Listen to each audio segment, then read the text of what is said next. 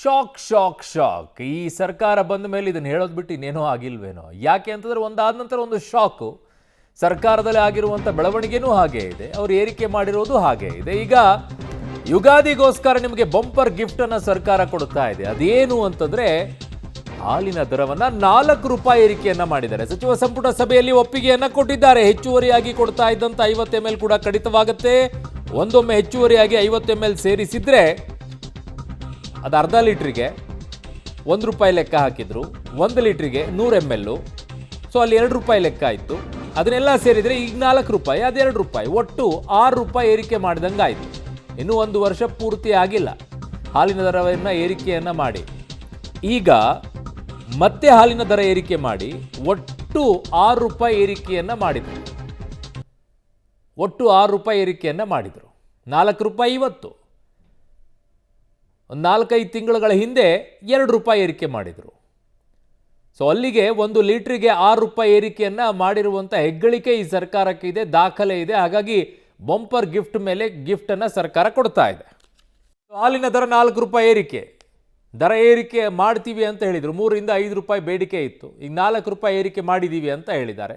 ಮೊನ್ನೆ ಸಿದ್ದರಾಮಯ್ಯನವರು ಇಲ್ಲ ಏರಿಕೆ ಮಾಡೋಕ್ಕಾಗೋದಿಲ್ಲ ಅಂತೆಲ್ಲ ಹೇಳಿದರು. ಈಗ 4 ರೂಪಾಯಿ ಹೆಚ್ಚಳ ಮಾಡೇ ಬಿಟ್ಟರು. ಅದು ಯಾವ ಒತ್ತಾಯಕ್ಕೆ ಮಾಡಿದ್ರು ಏನೋ. ಗ್ರಾಹಕರಿಗೆ ಶಾಕ್ ಅಂತೂ ಇದೆ, ಯಾವ ಅನುಮಾನನೂ ಬೇಕಾಗಿಲ್ಲ.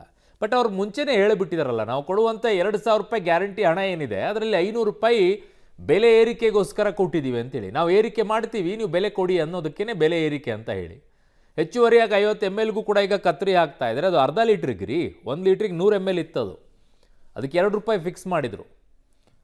ಸೊ ಈಗ ಅಲ್ಲಿ ದರ ಏರಿಕೆ, ಇದು ದರ ಏರಿಕೆ. ಹೋಟೆಲ್ಗಳಲ್ಲಿ ಕಾಫಿ ಟೀ ದರ ಏರಿಕೆ, ಯಾವ ಅನುಮಾನನ ಇಟ್ಕೊಳ್ಳೋಕೆ ಹೋಗ್ಬಿಡಿ, ಹಾಗೇ ಆಗುತ್ತೆ. ಕಾಫಿ ಪುಡಿನೇ ಏರಿಕೆ ಆಯಿತು ಅಂತಲೇ ಏರಿಕೆ ಮಾಡಿದವರು ಹೋಟೆಲ್ನವರು. ಇನ್ನೀಗ ಬಿಡ್ತಾರಾ? ಅದು 4 ರೂಪಾಯಿ ಲೀಟ್ರಿಗೆ. ಅಯ್ಯೋಯ್ಯೋಯ್ಯೋ, ಮಾಡೇ ಮಾಡ್ತಾರೆ. ಅವ್ರೇನು ಮೈ ಮೇಲೆ ಹಾಕ್ಕೊಳ್ಬೇಕಾ?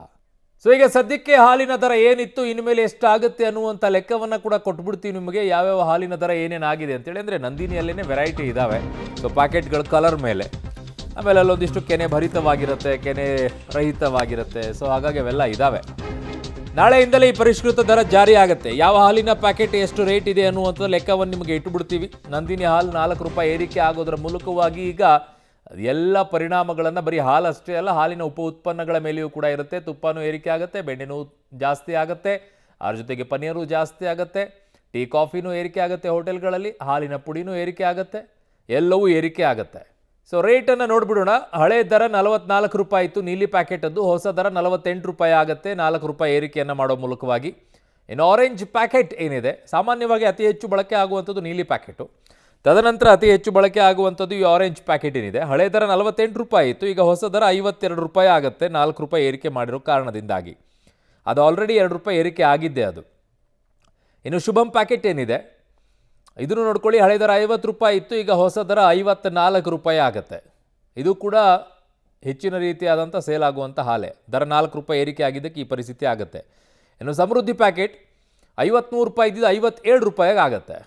ಇನ್ಮೇಲೆ ಕಂಪೇರ್ ಮಾಡೋಕ್ಕೆ ಶುರು ಮಾಡ್ತಾರೆ, ಯಾವ ಹಾಲಿನ ಪ್ಯಾಕೆಟ್ ಕಡಿಮೆ ಇದೆ ರೇಟು ಅದನ್ನು ತಗೊಳ್ಳಿ ಅಂತ ಹೇಳಿ ಶುರು ಮಾಡ್ತಾರೆ. ಇನ್ನು ಮೊಸರು ಪ್ಯಾಕೆಟೂ ಏರಿಕೆ ಆಗುತ್ತೆ, ನೋಡ್ತಾ ಇರಿ. ಬೇಸಿಗೆಯಲ್ಲಿ ಈಗ ಮೊಸರು ತೊಗೊಳ್ಬೇಕು ಅಂತ ಲೆಕ್ಕ ಆಯ್ತಲ್ಲ ನಿಮಗೆ, ಆ ಮೊಸರಿನ ಪ್ಯಾಕೆಟನ್ನು ಹಿಂಗೆ ಏರಿಕೆ ಆಗುತ್ತೆ, ಈಗ ಆಗಲೇಬೇಕಲ್ವಾ. ಇನ್ನು ಗ್ರೀನ್ ಪ್ಯಾಕೆಟ್ ಹಳೆ ದರ 52 ರೂಪಾಯಿ ಇತ್ತು, ಈಗ ಹೊಸ ದರ 56 ರೂಪಾಯಿ 4 ರೂಪಾಯಿ ಏರಿಕೆ ಆಗೋ ಮೂಲಕವಾಗಿ.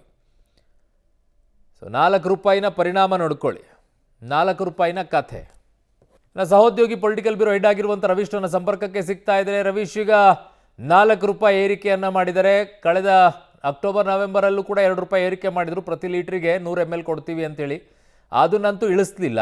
ಜೊತೆಗೆ ಈ ವರ್ಷ ಒಟ್ಟು 1 ವರ್ಷ ಸಂಪೂರ್ಣವಾಗುವುದರೊಳಗೆ 6 ರೂಪಾಯಿ ಏರಿಕೆ ಮಾಡ್ದಂಗೆ ಆಯ್ತಲ್ವ ರವೀಶ್ ಅಂತ?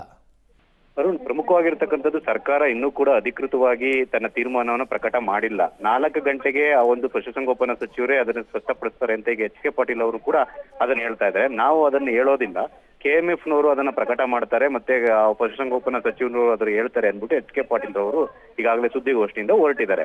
ಪ್ರಮುಖವಾಗಿರ್ತಕ್ಕಂಥದ್ದು ಬಂದಿರತಕ್ಕಂಥ ಮಾಹಿತಿ ಪ್ರಕಾರ ಆ 4 ರೂಪಾಯಿ ಹೆಚ್ಚಳಕ್ಕೆ ಅನುಮತಿಯನ್ನ ಕೊಟ್ಟಿದ್ದಾರೆ. ಅದರಲ್ಲಿ ಪೂರ್ಣ ಪ್ರಮಾಣದಲ್ಲಿ ರೈತರಿಗೆ ಆ ಒಂದು ಹಣ ಹೋಗ್ಬೇಕು ಅಂತ ಕೂಡ ಸಿಎಂ ಸಿದ್ದರಾಮಯ್ಯ ಅವರು ಕ್ಯಾಬಿನೆಟ್ ನಲ್ಲಿ ಪ್ರಸ್ತಾಪ ಮಾಡಿದ್ರು ಅಂತ ಹೇಳಲಾಗ್ತದೆ.